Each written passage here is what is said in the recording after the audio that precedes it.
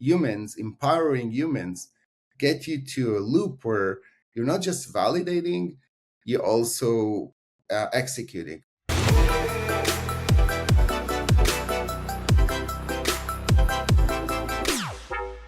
Welcome back, listeners and viewers, to another episode of Commerce Untold. My guest today spent 20 years making award-winning visual effects, then pointed that same tech at retail shelves.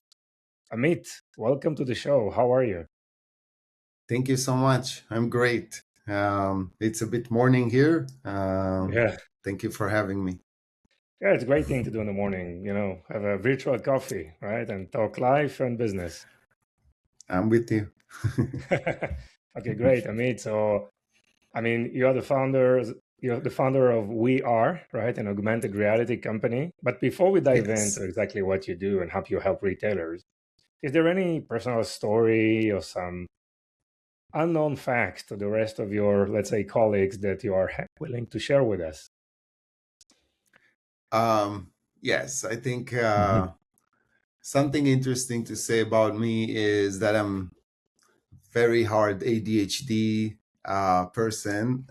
Started my life as someone that tried to accomplish, school and be successful in that, and really could not do anything, and was really bad in it. But once I found something that I really love, really like, something that is really my passion, I could not stop doing it, and that's really what brought me into um, I would say amazing awards like MTV Music Awards, Cannes Lions, things like that, that drove me into putting those, things on the shelf that makes you're fine, you're okay. It doesn't mean that you're stupid, And I think that's something that most people think like, oh, look at this guy is like successful, did this, did that, but it's really not like that. It's all about getting something that really getting you passionate about, and making you grow from there. I would say another thing would be being that person. I would say I could not work anywhere. It's like wherever I started or try even to think of working, it was just a dead end because I could not do what other people tell me to do. It's the same problem, the same way as school, the same way in everywhere. So I would say first once I started doing what I liked, then I wanted to grow that into something even bigger.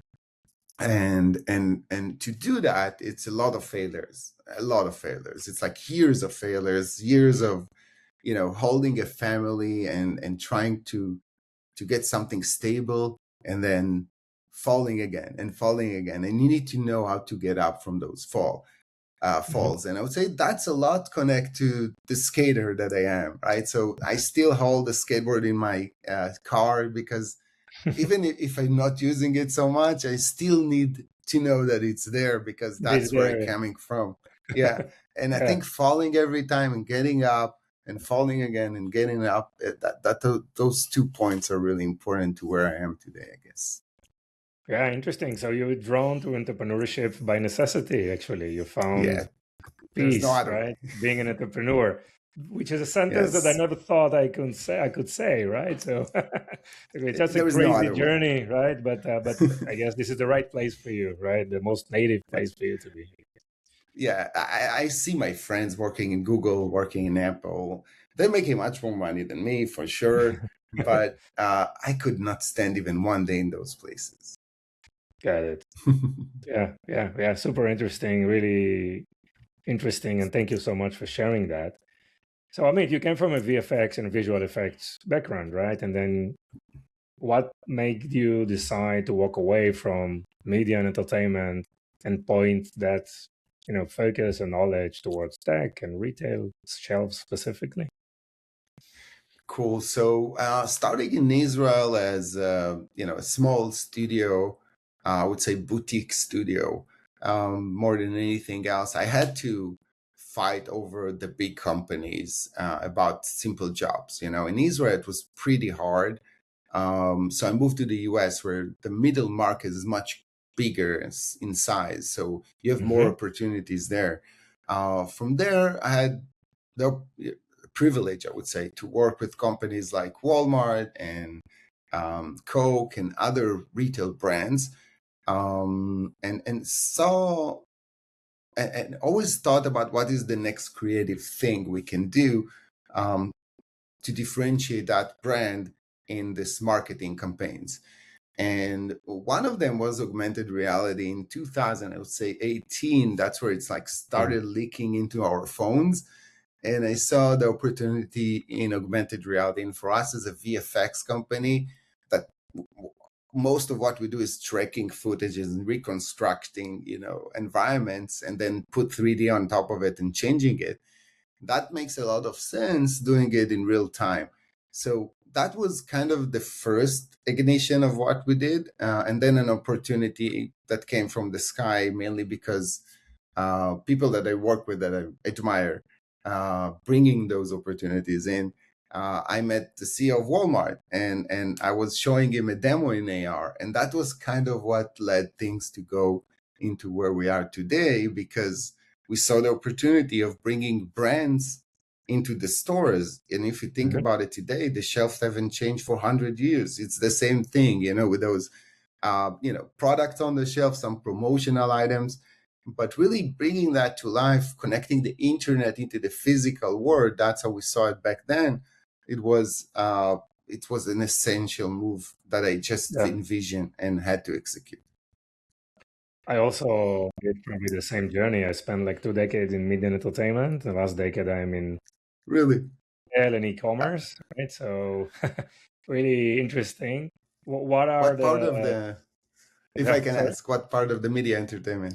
Yeah, I mean, I started when the world transitioned from analog video to digital video, right? Over satellite and cable networks, right? Video compression technologies, Yeah, MPEG-2, MPEG-4, right? On the yeah, video delivery technologies. Then, the iPhone started, and then streaming world has emerged, right? Initially, yeah. it was kind of a point-to-point delivery of video over IP network, and then unmanaged network over the public internet. Obviously, today it's on the Amazing. distribution side. We all users. I mean, all the traditional entertainment is over streaming these days, right? AP, which is something unheard of, like even 15 years ago, It's crazy. right? It's crazy. Yeah. So and we launched a tech company that took the video technology that we've developed for streaming and content monetization, and we adapted it to e-commerce, and we launched a video commerce technology company, and that company Amazing. provides like live shopping, shoppable video, social commerce capabilities to Okay. brands running, So right? we worked a lot with Echo, our interlude Yes, back in the days, yes, right? yes, yes, A lot yes. of those connections been there. So we did a lot of branching Yeah, great narrative company. stuff.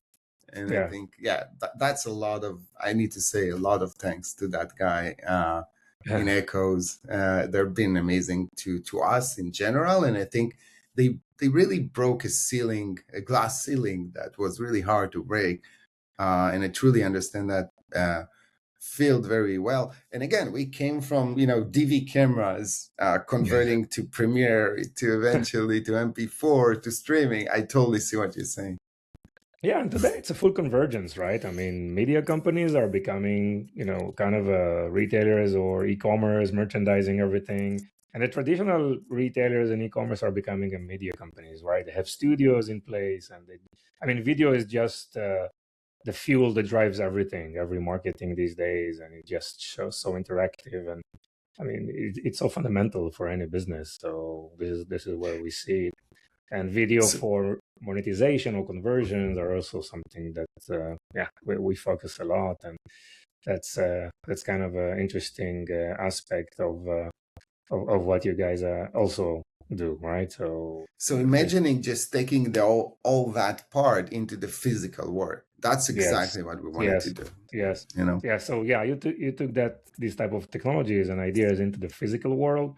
And what are the main use cases that are valid, let's say, in 2026 going forward, right, in the age of AI and what everything that is happening in the industry right now?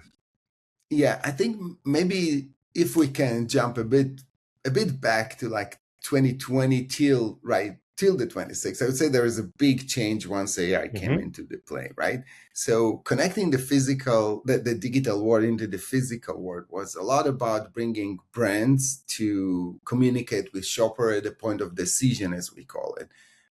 So you just not just looking on the product package, you also can communicate with the product. You can see videos, you can ask questions, you can look on filters, and you can even get personal coupons. And just by looking with your phone, you get these cute dots on the products, and you can click on them. And I can, of course, show some videos to show that through maybe later on. But that was really the beginning of the vision and what we did. From there, then ChatGPT came in and all those new crazy multimodal, I would say. And we realized that it's either we connect that into the system and analyze the word in a more, I would say, meaningful way, or the company need to rethink what they're doing today. And some of the opportunity came from Google. We had a really interesting partnership with some guys at Google that said, look, guys, your amazing technology is amazing. There are the tracks of the words taking images and then analyzing them on the cloud, but that's limited to that specific image. And getting a stitched environment, I would say spatial understanding of an environment, that's something that no one really does. And with your tech, you probably can do it really easy. And we said, of course, let's, demo, and then let's execute, and then slowly let's have some clients, and then we grow from there. So I would say 2026 is I would say 2025 is the largest shift for us as a company, moving from a more entertainment branded content shopper experience into a more management solution for retailers and brands and other partners that relate to that, I would say, shelf execution platform. And if we think about AR in general, AI mainly trained on language, of course, some images from the internet, but it really did not been trained on the physical world and human interaction and all those things that are, just not existing in the internet.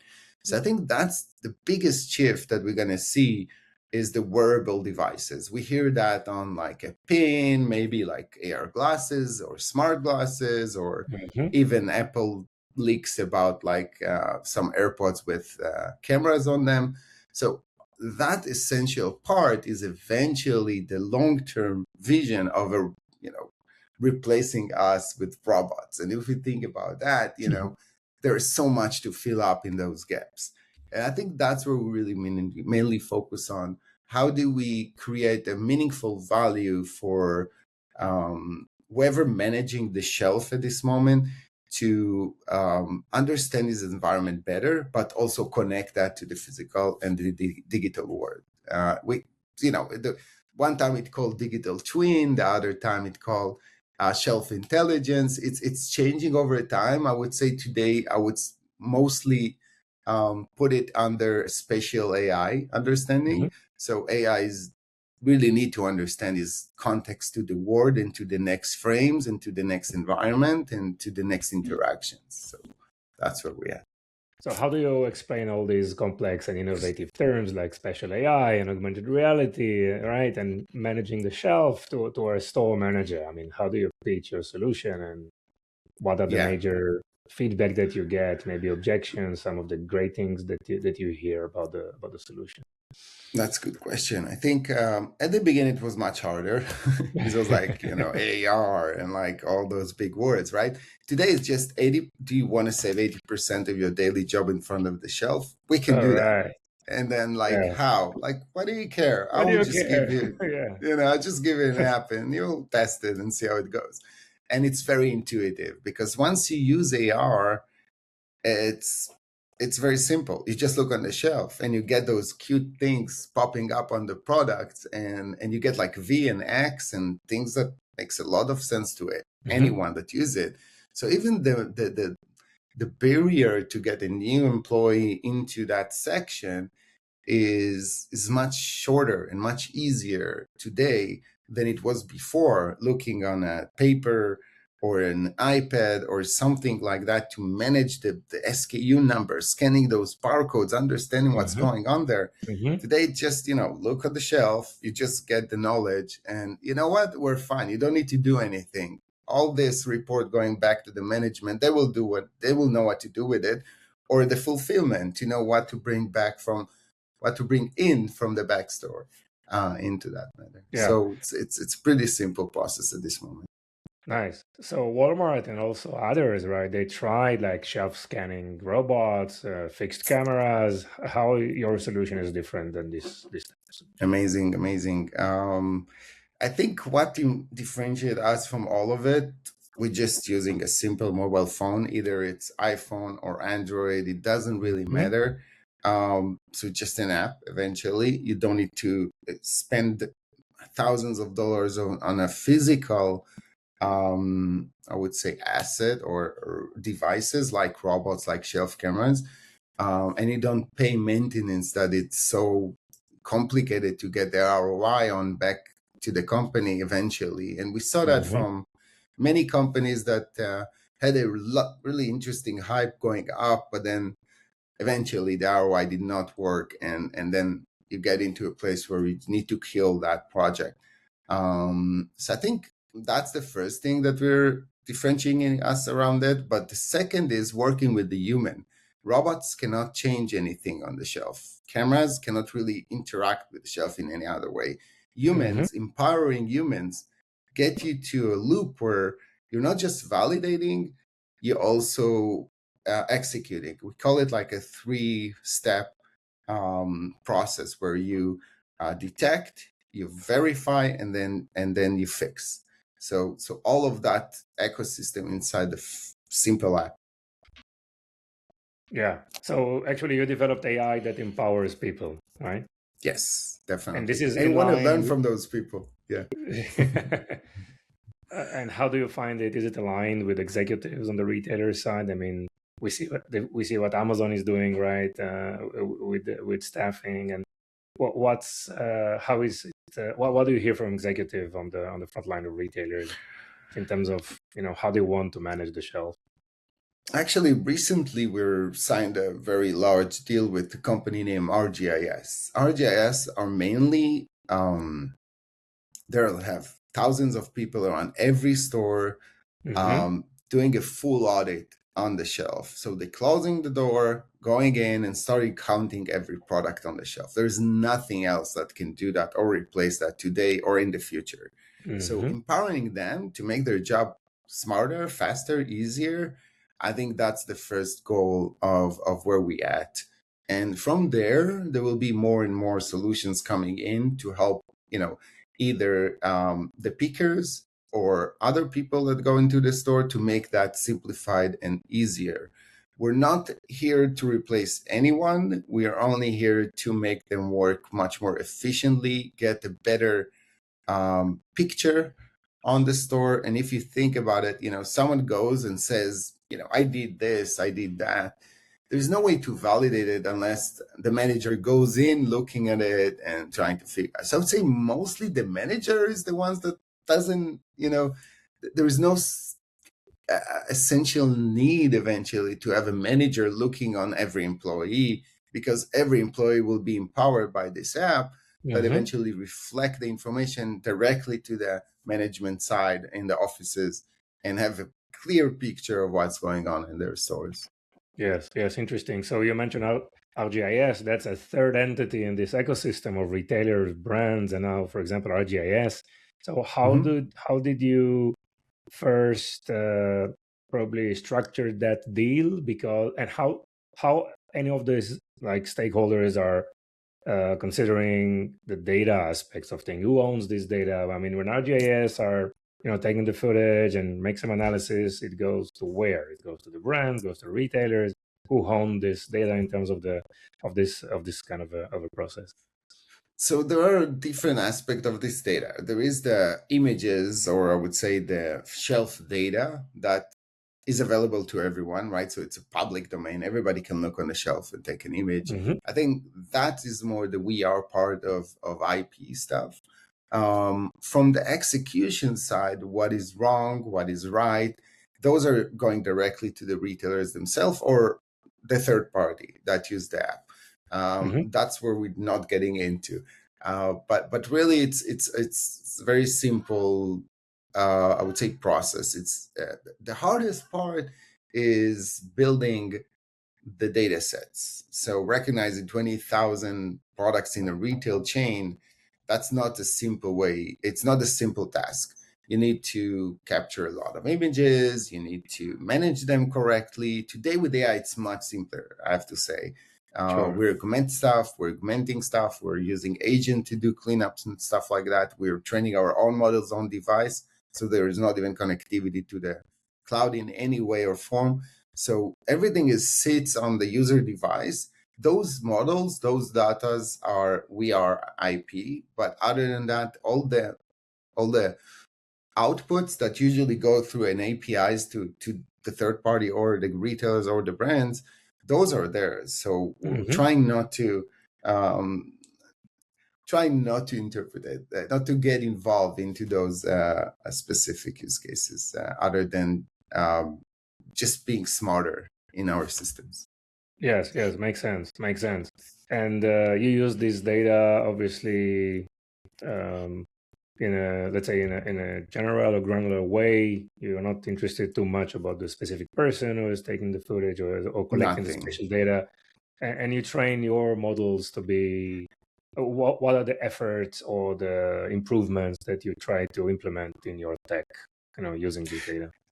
Because we're using people, because we're using actual person in the store, once we're not sure about something, then we always have the option to scan a barcode. I think that's where we really benefit from that relationship, because instead Yes. of us growing our data sets all the time, that will be grown, instantly through those Yeah. executions. So I think that's the most scalable part of the system. Yes, yes. So it will the smartphone or the app will show you in real time if the scans are like successful or not, and then you have some other ways, right, to aggregate the data, Validate. Yeah, validate. Yes, exactly. yes. So all you need is Yes. this smartphone, right? I mean, you were very bullish on smart glasses for a lot of times, but there is no real. Do you see any Yes. use case for this on a professional retail management and Oh, shelf management? we're working closely with Qualcomm, with Snapchat, with Google. We're in the forefront of every device out there. I just came out from AWE. Actually, it's another Israeli entrepreneur, Orin Bar, that has the largest community in the world for augmented reality. I've been judging there. I've been mentoring there. I love this environment. It's happening every year at Nice. Los Angeles. I think it's and it's been there for I think 7 or 8 years in a row. And it started where everything started, and it's today the platform that Snapchat revealed their new glasses, for example. So we've been really, really focused, and I think Qualcomm is the biggest enabler in that side, and as the brain for OEMs to build whatever glasses they want.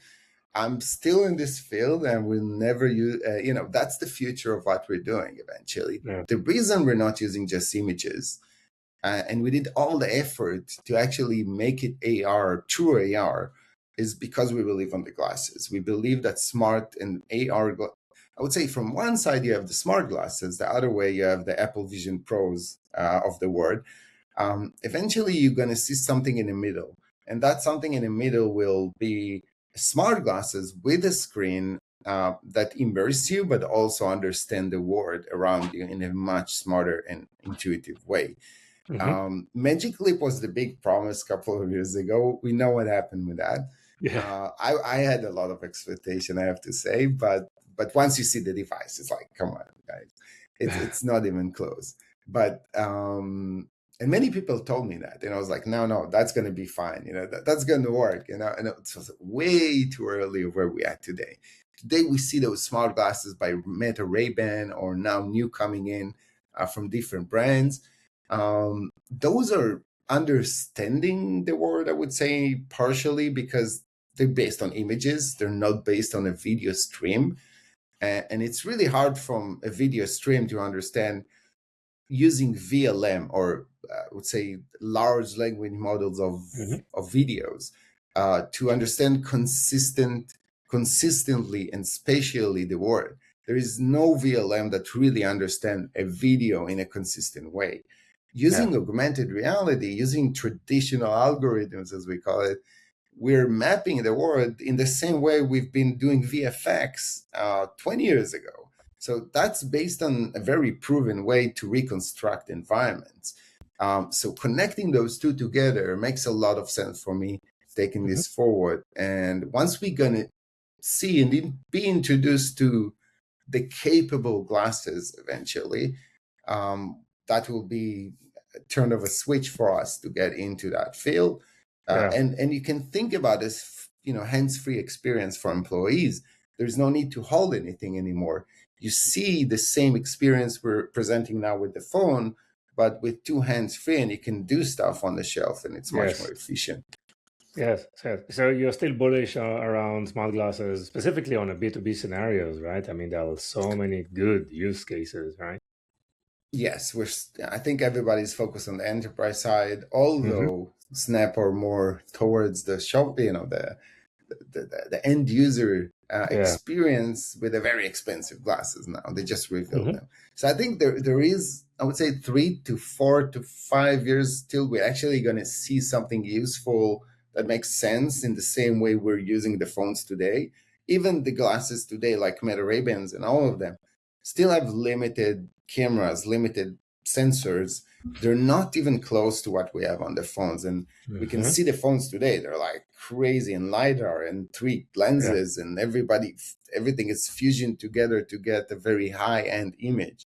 That's why we win currently. And getting that to the next field, I would say next process, that's where glasses will be much more efficient, light, can hold 4 hours, and cheap, I think, more than anything else. Yes.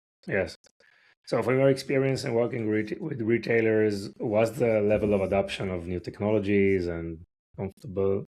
I mean, the way they process new tech and evaluate and implement. What are your thoughts or maybe your experience in the last few years?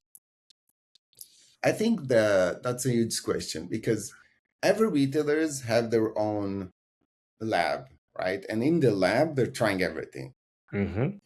Graduating from that lab into real world execution, that's the hardest part. I think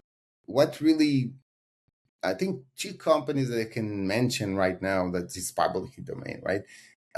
Superfarm in Israel, been one of the most innovative retailers in the world, because they're not just talking the talk, they're actually doing it and getting us into their field for 2 years, running on device on their clients, having a customer experience in front of the shelf, getting coupons, we promoted everyone. It was Unilever, Procter and Gamble, all of them being part of the platform because Superfund been introducing us to them, because Superfund supported it. And I think that's one thing that I have to say that no other retailer that I saw in the world did. Of course, Walmart was amazing because they took like a Netflix brand together with the Walmart to do, I would say, Pokemon Go experience for kids in their store, powered by our app. That was amazing too, I think. But that did not get into the next step because, again, it was too early to everyone. And then RGIS, where they took this very seriously because they knew that empowering their people, that going into the store with those tools is the next stage. And for, I think, 2 years, year and a half, they've been validating our platform before we execute it into those retailers that we are today. I think those are the hardest. This is like what you mentioned here is the hardest part, getting people in the company to trust and take a risk, because that's their job, that's their, that's what they're living from, and take a risk for another company to some extent, right? Yeah, it's all about the people, right? So if you find the right person that trusts you and see your vision and then slowly testing it in the field, but really testing it in the field and not just saying he did it like in his lab, whatever. Mm-hmm. Going to the store, executing in 100 stores, let's see how it goes. From there, the numbers just talks. And then from there, it's much easier to grow. Nice, nice. So, what are your goals now for WeR AR? I mean, what's next steps for you guys? So as I mentioned before, once we shifted more to the management side, it's now all about sales and scale. Mm-hmm. So I'm maybe using this platform to say to every brand, every retailer, please contact us, because we have a tool that can help you in between, I would say, 50 to 80% of the daily jobs in front of the shelf. And that's where we want to be at this moment. And if we Mm-hmm. think about it, they know everything about the backstore, they know everything about the POS, but the in between, the shelf, is where they're blind at. I Yeah. think that's where what we solve. The big vision was using shoppers to do that, because once a shopper gathering coupons in a, I would say in a hair category or something like that, they already mapping the shelf. That's data could go back to the retailers. I think that was a long vision, and it was too much, I think, to Yes. adjust. But using the employees, it makes a lot of sense. Yes, makes sense. And I hear that you are very focused, right, on the specific use case, right, that can make a real difference. Got a lot of time and money, right? And so I guess already proven in the market, like you achieved product Yes, market fit. So it's already you are in a execution mode, right? So just exactly, growing. exactly, exactly. Nice. And I think, yes, next step is the, of course, always testing and validating with glasses, always taking that as in our mind and always Mm-hmm. test it. We'll never stop R&Ding on that, because we truly believe in that side. Maybe it will be some wearables. I don't know. Maybe we'll create those wearables. We don't know. But I think at Wow. this moment, I think we're taking that with the phone. They're strong. They're capable. You can look 5 years back, and those phones still killing it. So Yes. it's great. Yeah. Super interesting, Amit. Anything else you want to add? But before that, let's tell us more how people can reach out to you and find you. Yeah, of course. I have a LinkedIn that is, well, I'm there every couple of hours, so please Mhm. reach out through that. And of course, email and phone. I would say email best is amit@wear.io. Very simple, Nice. WER.io. Mhm. And of course, LinkedIn is very easy to find me there. Great, Amit. Anything else you want to add? I think what you guys are doing, and I think what others are doing in the Israeli community and beyond, I think it's amazing. I think the startup nation of Israel is just, in the very, I would say, beginning of it, because there's so much to do now with AI. There's so much to do now with all the new technology coming in, and those platforms are bringing us out there, and I think it's very important and very appreciated, very much. Amit, it was a pleasure hosting you here. Wish you all the best. Thank you so much. Yeah, I'd love to help. And if there's anything we can help, please don't hesitate to reach out. And also for any of the listeners, please reach out to Amit for this chatting with him about retail and obviously about the exciting technology, right? And I wish you all the best, Amit. Thank you so much. Actually, one last thing, Sure. if you mind, I can share my screen and show Yes. some of it, Yes. Why not? because we're Of course. talking about it, but let's see it, I think, more than anything. So again, with Superfarm, do you see my screen, right? Yes. With Superfarm, I would say that's, when we're talking about shopper experience, when we're talking about getting them into um, seeing what's going on, you can see just by looking on the shelf, you started getting those cute dots. You can just click on them. And once you collect a coupon or just more information about the brand, those are really crucial. This is a retail media right there on the shelf that Hmm. costs by view, by click, the same way in the internet, but in the physical world. So I think that's very important to say. And again, I have to say thank you for Superfarm again, because they've been really innovative in that part. This is Nice. filtering. You can do, just filter some kind of aspect that you are looking at or interested in, and the brand knowledge, the brand information, exposing that to the shopper at the point of decision, and then connecting AI to all of it. I think that was a huge vision. That's an amazing PR.